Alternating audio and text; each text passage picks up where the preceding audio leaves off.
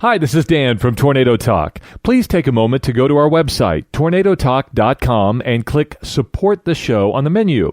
As you know, we offer this podcast free, but it is not free to produce. We accrue monthly costs, including writing, researching, recording, editing, and producing. Now, if you click the donate button on that page, you can help us underwrite the cause. That's tornadotalk.com. Click Support the Show on the menu, and then you'll see the donate button. And thank you in advance. This is Tornado Talk, a podcast about one of nature's most fascinating phenomenon. Share your tornado story with us by email, Jen and Dan at tornadotalk.com. That's Jen and Dan at tornadotalk.com. Now, meteorologists Jennifer Naramore and Dan Holliday. Tornado Talk is on. We will do just about anything to see a tornado. I save thousands of dollars every year by just not staying in hotels. I just sleep in my car on storm chases, whether it's like a back road or a parking lot somewhere, and just wake up and get ready to go. But do we go too far and put our life at risk? There's some video out there where there's like stuff flying around and they're just too close. And it's just a matter of time before another fatality occurs. I hope I'm wrong. This is Tornado Talk. Our panel of 4 storm chasers and 2 emergency managers each talk about the challenges of achieving their goal, and not all of them are the same. There's nothing that gets the adrenaline going like seeing a tornado, for real, right in front of your eyes. But where do we draw the line when it comes to getting the best look at it? How close is too close?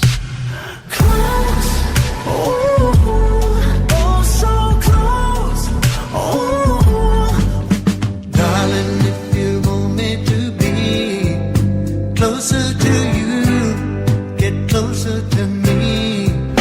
Don't stand so close to me. Scott Roberts has spent much of his professional career in radio and television. Right now, he's a dispatcher for an air medical service in Kansas.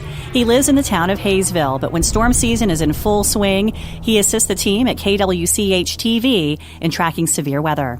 How close is too close to get to a tornado? He says that changes each time he's out in the field. I think it depends entirely on the storm. Let me give you a couple of different examples. Greensburg is a good one. The closest point I ever was to that tornado in its large phase was about 4 miles to the southeast, and that was plenty close enough for me. On the other side of it, I was a little less than 3/4 of a mile from the Moore tornado, but had a real good handle on its speed, on its relation to me, on where I was in relation to it. And we had a good, safe out, and that's also a difference between a daytime and a nighttime storm. I definitely play nighttime storms further back and tend to try to stay away from chasing nighttime storms because, well, really the last time I did a solid nighttime chase would have been the Oak Lawn tornado in 2012, and that one chased me. So I actually we ended up, as we like to say, picking the lure from our butt for several days. It was pretty close. At points we projected, after we went back and traced our GPS track and went with the official track and times from the Weather Service, there were points that it was within about a mile to a mile and a half behind us. And of course we couldn't see anything because it was behind us, and all of our data had quit. And, so we were just running, and I don't want to be in that situation. Aaron Rigsby lives in Marysville, Ohio. He fell in love with weather in 2010. That's when Aaron started taking pictures of lightning and storms.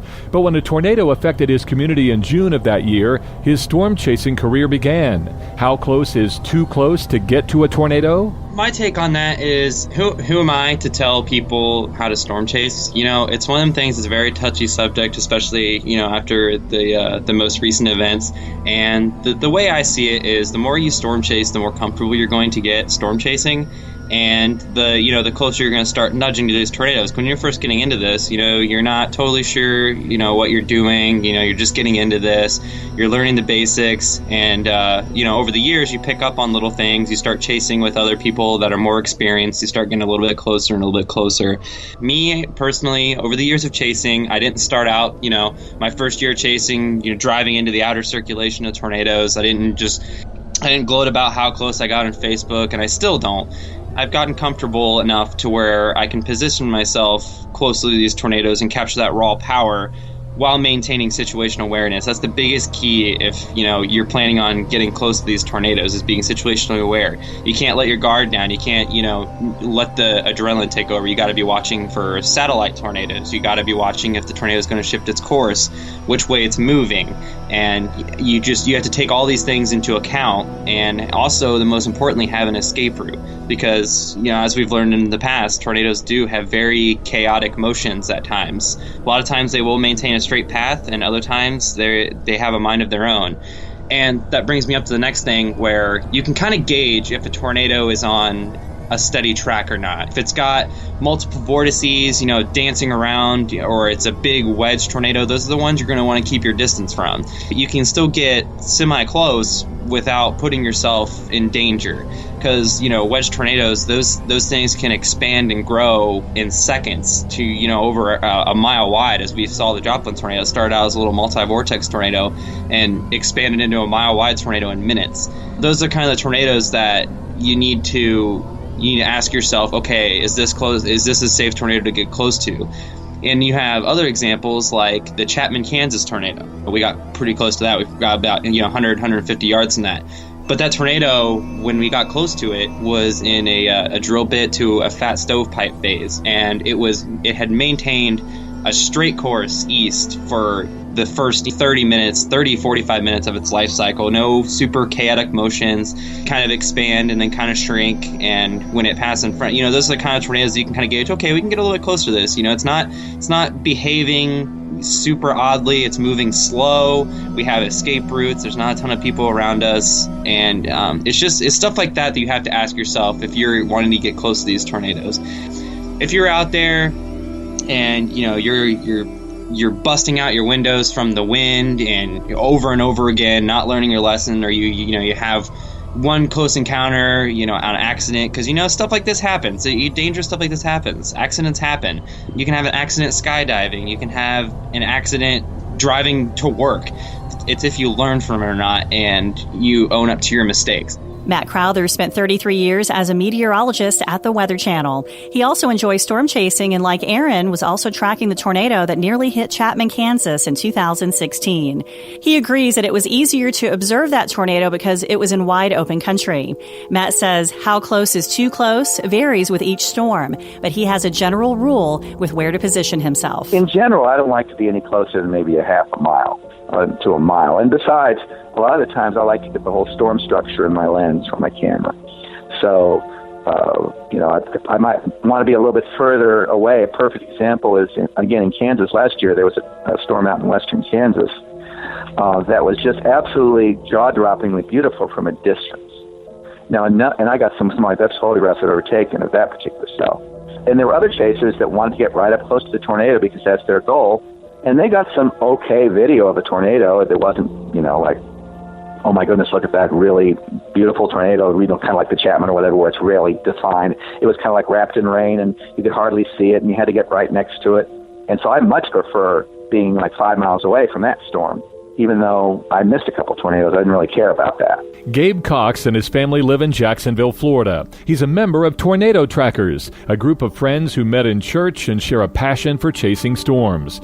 Gabe says the bottom line when getting close to storms is that no matter the size of the tornado, you're still dealing with danger. For me, just keeping in mind, storm chasing is inherently dangerous, and it's potentially deadly for a number of reasons, even outside of tornadoes.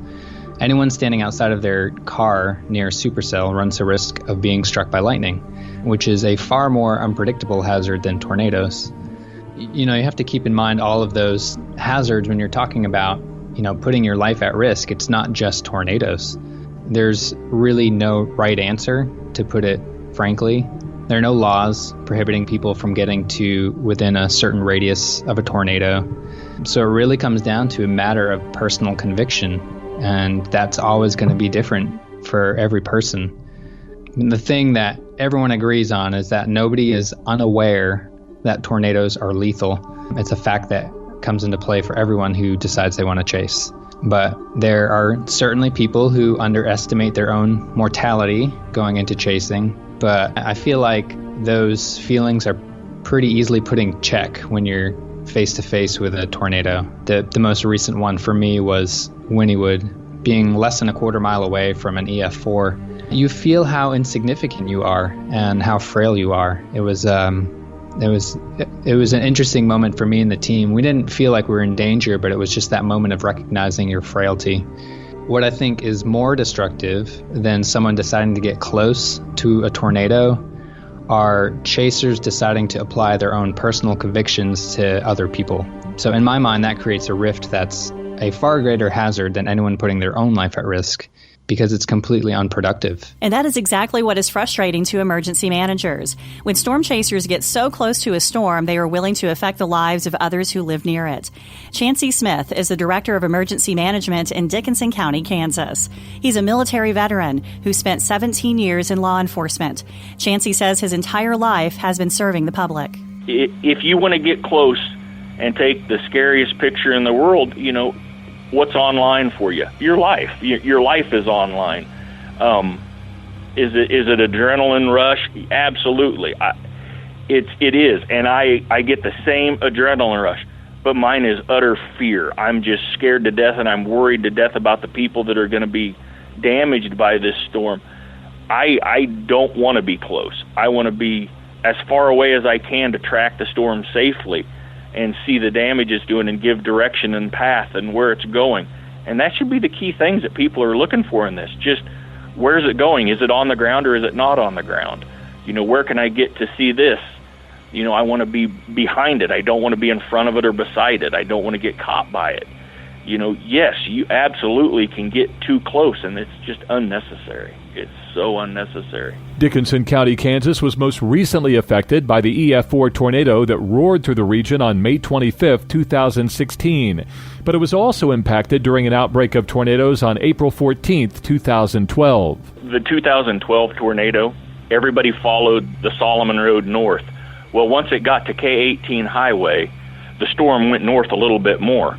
But instead of turning on K-18 highway and trying to parallel it, people went straight, and the road was gravel. But it's only gravel for a half a mile, and then it turns to mud.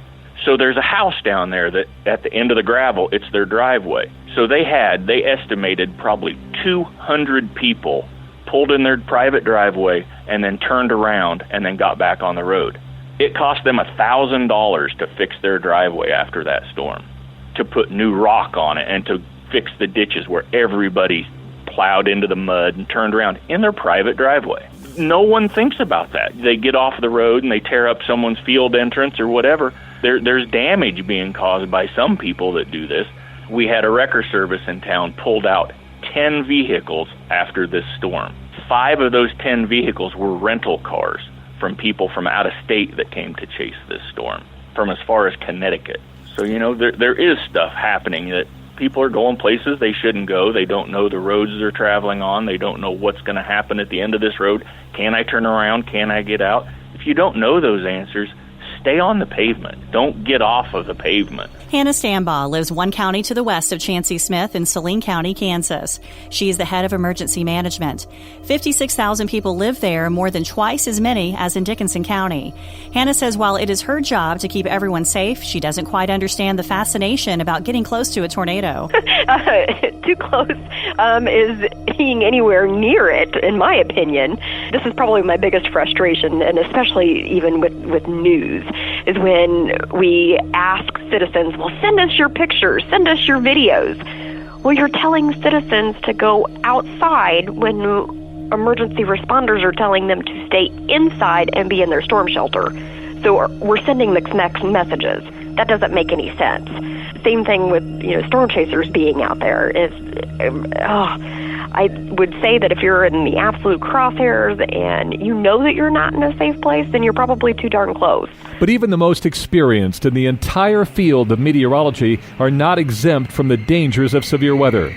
On May 31st, 2013, Twistex scientist and engineer Tim Samaras, his son Paul, and researcher Carl Young were killed when a tornado near El Reno, Oklahoma, got bigger than anticipated.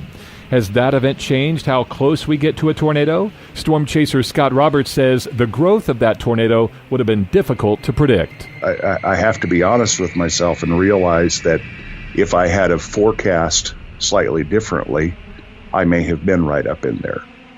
Even then, I wouldn't have been up in there, I don't think, intentionally that close.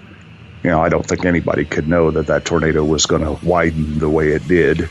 And I really don't know if I had forecast correctly how closely I would have tried to play that.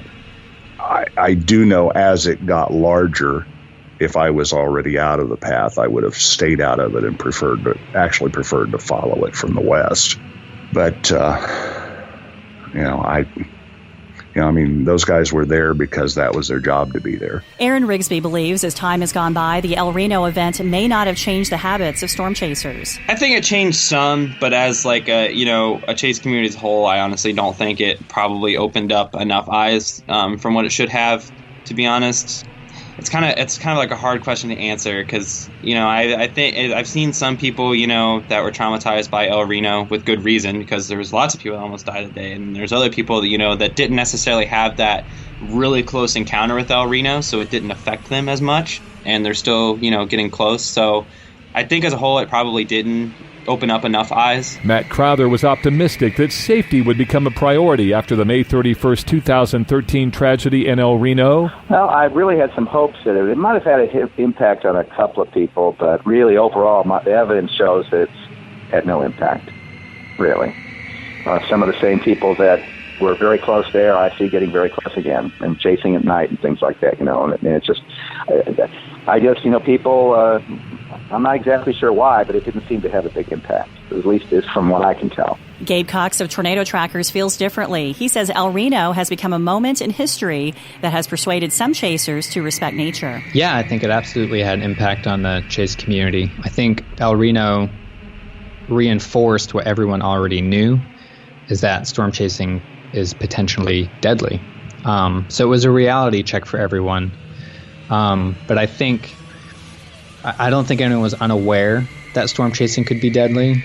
It was just a reminder that yes, this is a very dangerous thing that we're doing, and it forced everyone to ask if it's worth it. And I think a lot of people said no, it's not worth it. And I think there are some people who said that yeah, it is worth it. There is an underlying concern that the race to get close to a storm might result in a tragedy, an accident that could kill a family passing by in the other lane, or high school students on the way to a spring prom. Could getting too close result in strict storm chase restrictions from the government? Saline County, Kansas Emergency Manager Hannah Stambaugh doesn't believe so. I think that is opening a huge can of worms right there. I think there's way more issues with it than just lawmaking. The traffic laws are already in place. And once again, I said that, it doesn't matter just because it's a severe weather day, that doesn't mean the traffic laws change. Those traffic laws are in place, and they're in place for a reason. And we've seen multiple time and time again, the Highway Patrol, even putting it out on Twitter that, they've got their ticket books out, they're ready to go. They're not going to hesitate pulling somebody over for driving in unsafe conditions. And they do that. So I don't know that regulating it and making storm chasers have a license is the exact answer.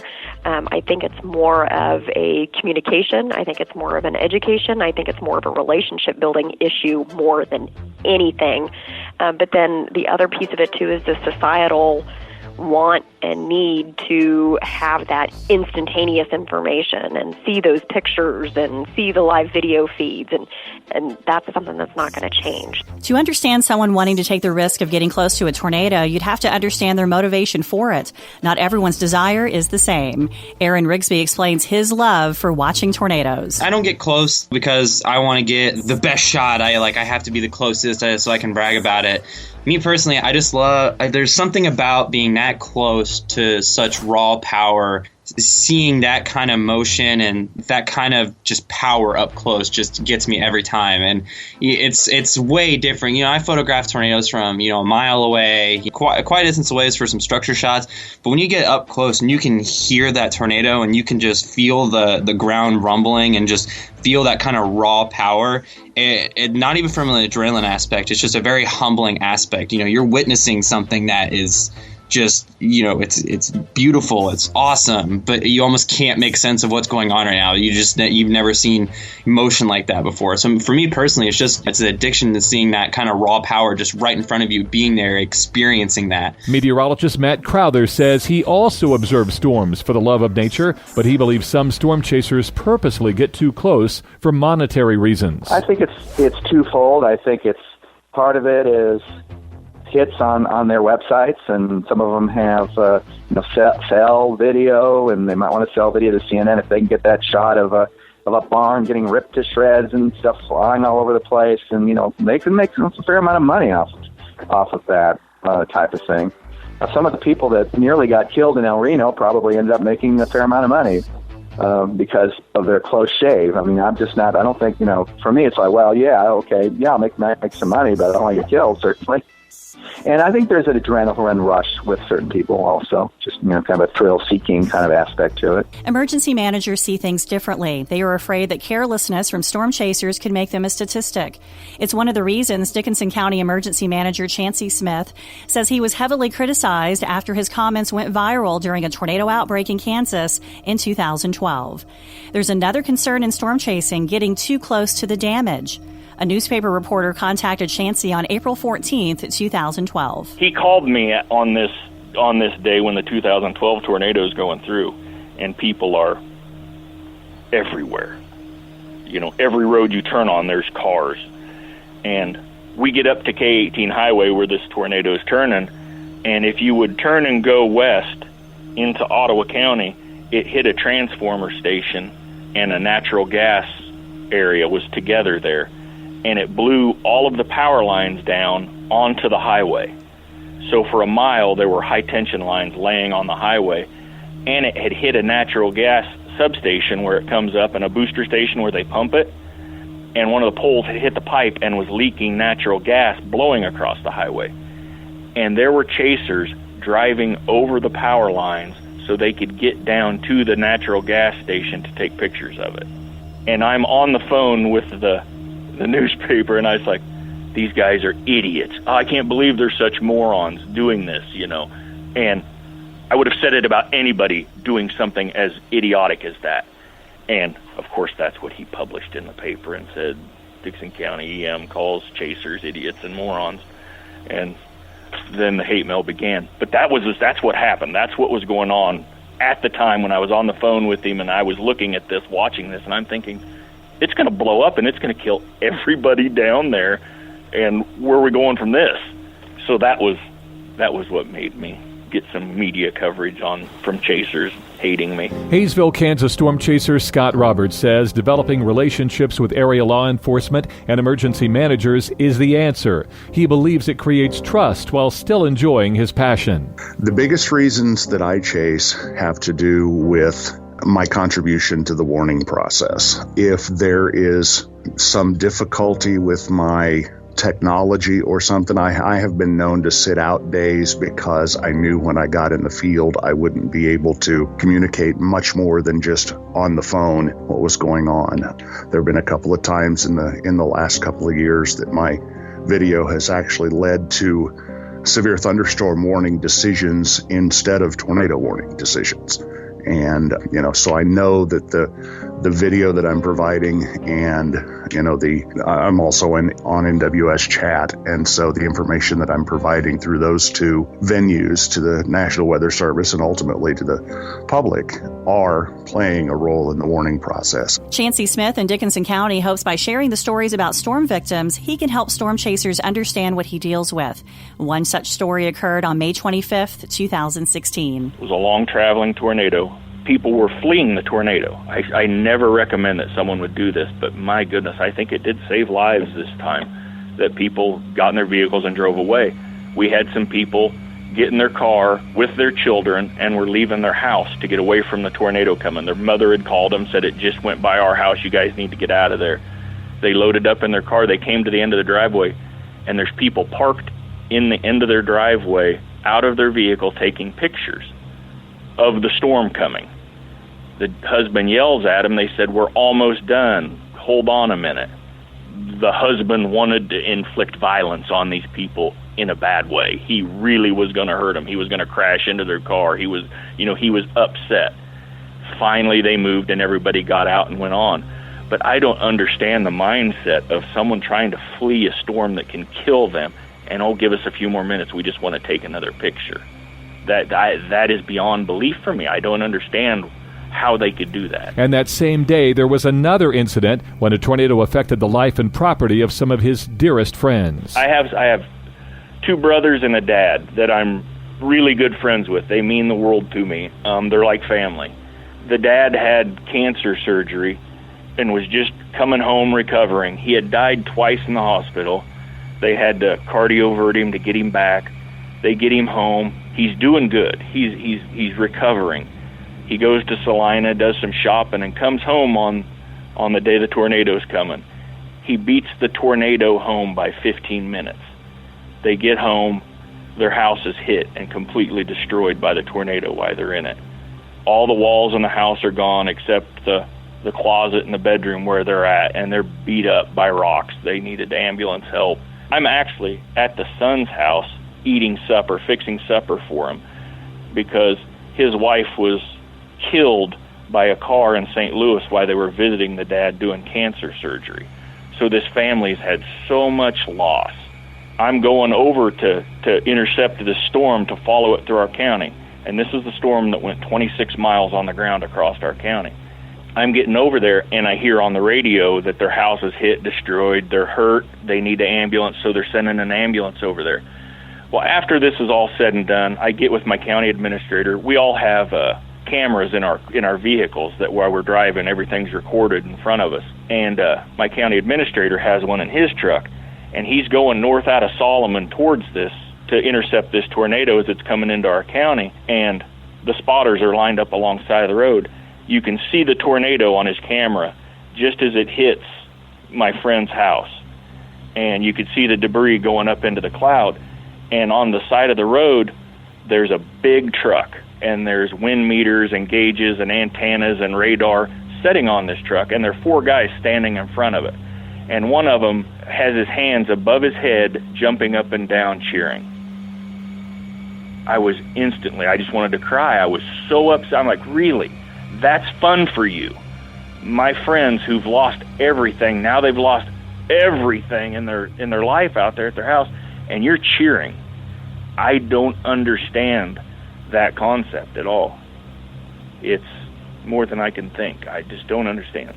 There are storm chasers and emergency officials who want solutions so everyone can achieve their goals. Some of the mistakes by storm chasers are more commonly made by those who are new at the hobby. Gabe Cox of Tornado Trackers shares some advice. Know your risks. This whole episode is about, weighing the risks. So know your risks when you're going out. I would keep a distance from tornadoes until you have a full grasp of real-life storm chasing, because it's one thing to chase from behind a computer screen or just track it on radar scope, but it's way different when you're out there. And find a mentor who can teach you the ropes on the go. There are plenty of storm chasers who are willing to let new storm chasers ride along and learn the ropes. Saline County Emergency Manager Hannah Stambaugh says both sides getting to know each other better is truly the answer. It's an opportunity to be closely acquainted. If you're going to be in our county, stop in and say hi. Stop in and shake my hand. At least I can put a face to the name. I can maybe get to know you a little bit better. We can find out how it is that you and I can work together, how we are going to communicate. If I know you better, then I'll give you my direct cell phone number, and you can call me. If you have the ability to get into National Weather Service chat, that's a really good opportunity as well. But I think it's just I think the key piece of it is the relationship building. In my job, we always say that it's better to exchange business cards during peacetime than it is wartime, and that's definitely true. If I can get to know you beforehand and get to know who you are and what you do and how you feel and how you operate, I certainly feel better about having you in my community. Next on Tornado Talk, March 2nd and 3rd, 2012. Multiple tornadoes ripped through the southern U.S. and the Ohio Valley, including 2 EF4s. It became one of the deadliest March tornado outbreaks in history. Madness in March on episode 31 of Tornado Talk.